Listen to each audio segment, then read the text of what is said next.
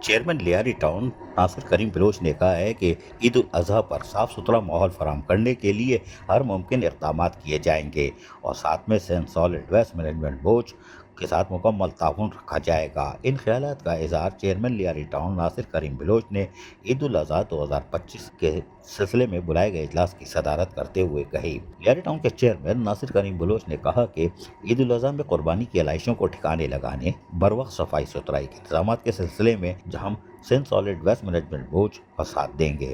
Saint solid waste management board کے اس اے D Irfan شیخ، پاک ایس ایس کے انس خان اور راشد بلوچ نے مجوزہ انتظام کے حوالے سے بھی چیئرمین اور کونسل کے ممبران کو تفصیلات فراہم کی۔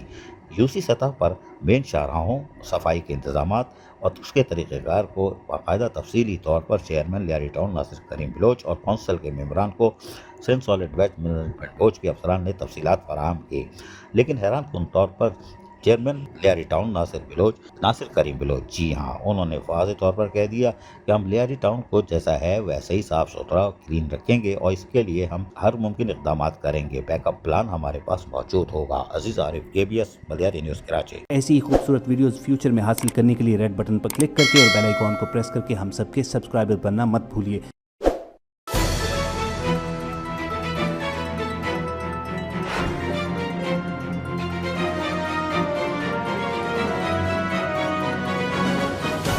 KBS بلدیاتی نیوز۔